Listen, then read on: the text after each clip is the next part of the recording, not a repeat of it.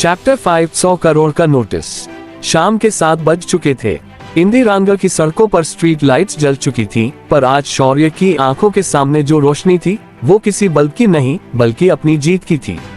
College के उस auditorium से निकलने के बाद उसे ऐसा लग रहा था जैसे उसके सीने से मनोभारी बोझ उतर गया हो।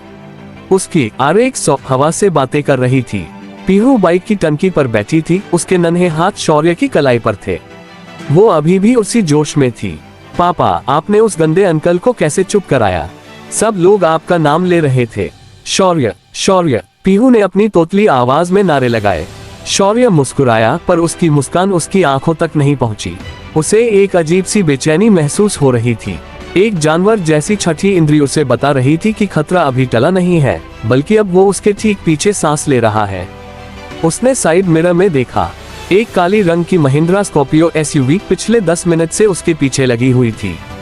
उस गाड़ी के शीशे काले थे और नंबर प्लेट पर कीचड़ पोता गया था।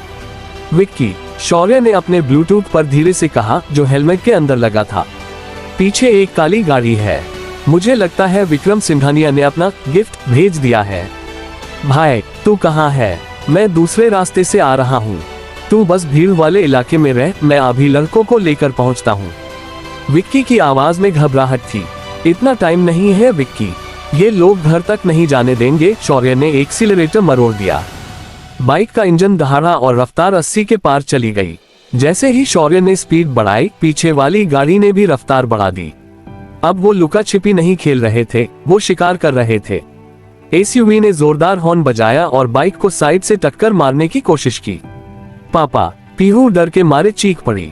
डरो मत बेटा, बस पापा को कस के पकड़ना और आंखें बंद रखना, शौर्य चिल्लाया। उसने बाइक को एक पतली गली में मोड़ दिया। ये एक शॉर्टकट था जो एक निर्माणाधीन कंस्ट्रक्शन साइट से होकर गुजरता था। SUV भी उस कच्ची सड़क पर उतर आए। धूल का गुबार उड़ गया। शौर्य जानता था कि उसकी बाइक यहाँ तेज निकल सकती है, पर SUV के बड़े टायर उसे कुचलने के लिए काफी थे। अचानक सामने रास्ता बंद था। एक लोहे का गेट लगा हुआ था। शौर्य ने ब्रेक मारे, बाइक फिसलते हुए रुकी। शिट, शौर्य ने फुसफुसाया। उसने तुरंत पीहू को बाइक से उतारा और वहां पड़े एक बड़े सीमेंट के पाइप के अंदर छिपा दिया। पीहू, मेरी बात सुन, चाहे कुछ भी हो जाए, चाहे जितनी भी आवाजें आए, बाहर मत आना। ये हम छुपन छुपाए खेल रहे हैं, ठीक है? पीहू की आंखों में आंसू थे, पर उसने सिर हिलाया। पापा, आप कहीं मत जाना, मैं यही हूँ शेरनी। शौर्य ने उसका माथा चूमा और बाहर निकल आया। उसी वक्त SUV उसके ठीक सामने आकर रुकी। हेडलाइट्स की तेज रोशनी शौर्य के चेहरे पर पड़ रही थी। गाड़ी के चारों दरवाजे खुले और उसमें से 5 हटे कट्टे गुंडे निकले। उनके हाथों में लोहे की रॉड्स और हॉकी स्टिक्स थीं। उनका लीडर, जिसके चेहरे पर एक लंबा कट का निशान था, आगे बढ़ा। शौर्य प्रताप सिंह, गुंडे ने अपनी हथेली पर रॉड पटकते हुए कहा। विक्रम सर ने कहा है कि तेरी आवाज बहुत सुरीली है। आज उस गले को ही हमेशा के लिए बंद करना है। शौर्य ने अपनी आस्तीन ऊपर चढ़ाई। उसकी आंखों में अब कोई डर नहीं था, सिर्फ वो लोहा गंज वाला वहशीपन था। विक्रम से कहना कि गला दबाने के लिए हाथ मजबूत होने चाहिए, भाड़े के टट्टू नहीं। गुंडे ने इशारा किया और पांचों एक साथ शौर्य पर टूट पड़े। पहला वार शौर्य के सिर पर किया गया, पर शौर्य ने झुककर खुद को बचाया और उस गुंडे के पेट में एक जोरदार घुटने का वार किया। गुंडा वहीं दोबरा होकर गिर पड़ा। दूसरे ने पीछे से वार करने की कोशिश की, पर शौर्य ने एक लोहे की पाइप उठाए और उसे घुमाकर मारा। खटाक, हड्डी टूटने की आवाज सन्नाटे में गूंजी। शौर्य किसी ट्रेन फाइटर की तरह नहीं लड़ रहा था, वो एक बाप की तरह लड़ रहा था। वो गिर रहा था, उसे चोटें लग रही थी, पर वो उठ रहा था। एक रॉड उसके कंधे पर लगी।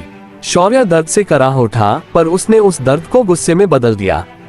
उसने उस गुंडे की गर्दन पकड़ी और उसे SUV के बोनट पर दे मारा। किसने भेजा है? बोल, शौर्य ने दहाड़ा। माया मैडम और वरुण सर ने, गुंडे ने खून थूकते हुए कहा। वो तुझे जिंदा नहीं छोड़ेंगे। शौर्य ने उसे धक्का दिया। उसका शरीर पसीने और खून से लथपथ था। तभी उसे पीहू की सिसकने की आवाज सुनाई दी। उसने मुड़कर देखा, पाइप के अंदर पीहू अपने कानों पर हाथ रखकर रो रही थी। शौर्य का दिल पसीज गया। तभी दूर से पुलिस सायरन और विक्की की आवाज सुनाई दी। शौर्य भाई, गुंडे पुलिस की आवाज सुनते ही अपनी गाड़ी में बैठे और भाग निकले।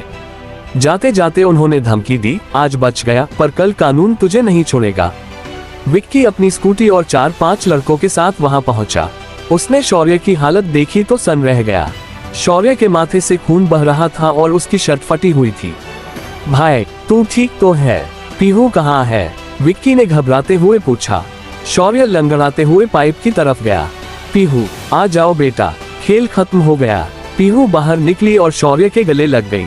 उसने शौर्य का खून देखा तो चीखने लगी। पापा, खून पापा को लग गई। कुछ नहीं है बेटा, बस लाल रंग है।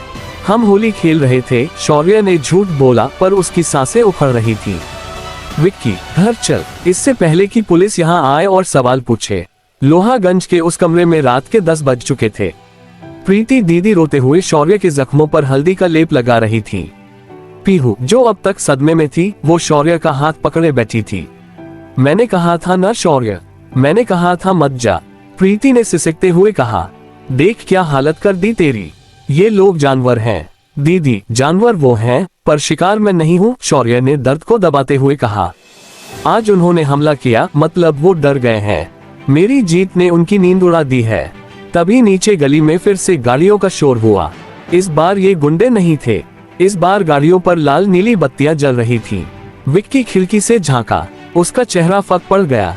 भाई, पुलिस, और उनके साथ वो काले कोट वाले वकील भी हैं, बहुत सारे हैं। शौर्य ने एक गहरी सांस ली। उसे पता था कि ये पलाने वाला है। उसने पीहू को प्रीति दीदी की गोद में दिया। दीदी, पीहू को अंदर ले जाओ, और चाहे कुछ भी हो बाहर मत आना। दरवाजा जोर से खटखटाया गया। पुलिस, दरवाजा खोलो। शौर्य ने शर्ट पहनी और दरवाजा खोला। सामने वही इंस्पेक्टर खड़ा था जो पीहू को लेकर आया था, पर आज उसके साथ 4 वकील खड़े थे। उनमें से एक वकील ने शौर्य के मुंह पर एक लीगल नोटिस मारा। मिस्टर शौर्य प्रताप सिंह, वकील ने अपनी चश्मा ठीक करते हुए कहा, आपने विक्रम सिंघानिया के साथ किया गया एक्सक्लूसिव आर्टिस्ट एग्रीमेंट तोड़ा है। कॉन्ट्रैक्ट के क्लॉज 4 के मुताबिक आप अगले 10 सालों तक पब्लिकली परफॉर्मेंस नहीं दे सकते थे। आज आपने कॉलेज में गाकर उस कॉन्ट्रैक्ट की धज्जियां उड़ाई हैं। शौर्य ने वो नोटिस उठाया। उस पर बड़े अक्षरों में लिखा था, ब्रीच ऑफ कॉन्ट्रैक्ट, अनुबंध का उल्लंघन। तो शौर्य ने वकील की आंखों में देखते हुए पूछा, क्या उखाड़ लोगे? वकील हंसा, हम नहीं, कानून उखाड़ेगा। इस नोटिस के मुताबिक आपको या तो अगले 24 घंटे के अंदर 100 करोड़ रुपए का हर्जाना भरना होगा, या फिर आपको जेल जाना होगा। और हाँ, जब तक केस चलेगा आपकी सारी प्रॉपर्टी, आपके बैंक अकाउंट्स और इस बच्ची की कस्टडी भी कोर्ट तय करेगा, क्योंकि एक अपराधी बाप बच्ची को नहीं पाल सकता। बच्ची की कस्टडी सुनते ही शौर्य का दिमाग सुन्न हो गया। 100 करोड़, जेल, ये सब वो संभाल सकता था, पर पीहू, उसे उनसे अलग करने की बात ने उसे अंदर से तोड़ दिया। ये सब बकवास है, विक्की चिल्लाया। तुम लोग जानबूझकर उसे फंसा रहे हो क्योंकि वो जीत गया। इंस्पेक्टर ने विक्की को धक्का दिया। चुप रह शौर्य, तुझे अभी हमारे साथ थाने चलना होगा। विक्रम साहब ने एफआईआर दर्ज करवाई है। शौर्य ने पीछे मुड़कर देखा। प्रीति दीदी दरवाजे की दरार से सब देख रही थी। उनकी आंखों में बेबसी थी। शौर्य ने उन्हें इशारे से चुप रहने को कहा। मैं चलूंगा, शौर्य ने इंस्पेक्टर से कहा, पर मुझे अपनी बेटी को एक बार गुड बाय बोलने दो। वकील ने घड़ी देखी। 2 मिनट है तुम्हारे पास।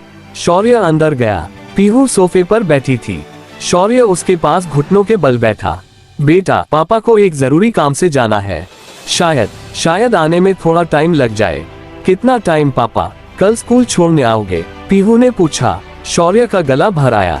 कोशिश करूंगा बेटा, तब तक तुम प्रीति बुआ और विक्की चाचू की बात मानना, और याद रखना, तुम्हारे पापा ने कभी हार नहीं मानी। शौर्य ने पीहू को कस के गले लगाया। उसे लगा कि शायद ये आजादी की उसकी आखिरी रात है। उसने उठकर विक्की के कान में कहा, विक्की, अनन्या को फोन कर। उसके डैड का म्यूजिक लेबल, शायद वही अब हमें बचा सकता है। मुझे उस लीगल लूपहोल की जरूरत है। शौर्य बाहर निकला और पुलिस जीप में बैठ गया। पूरा लोहागंज अपनी खिड़कियों से देख रहा था कि उनका शेर आज पिंजरे में जा रहा है। जीप जैसे ही आगे बढ़ी, वकील ने फोन मिलाया। हेलो विक्रम सर, काम हो गया। चिड़िया पिंजरे में है, अब वो न गा पाएगा, न उस बच्ची को बचा पाएगा। उधर अंधेरे थाने के रास्ते में शौर्य ने अपनी आंखें बंद कर ली। उसे पता था कि ये कॉन्ट्रैक्ट उसका डेथ वारंट है, पर उसे ये भी पता था कि एस ने हमेशा अपने गानों में एक सीक्रेट नोट छोड़ा है। क्या कानून की इस किताब में भी कोई ऐसा पन्ना है जो उसे बचा सके? शौर्य के चेहरे पर एक ठंडी मुस्कान आई। उसने मन ही मन सोचा, विक्रम, तूने मुझे जेल में डालकर सोचा कि कहानी खत्म। तुझे नहीं पता कि असली कहानी तो जेल के अंदर से ही शुरू होती है।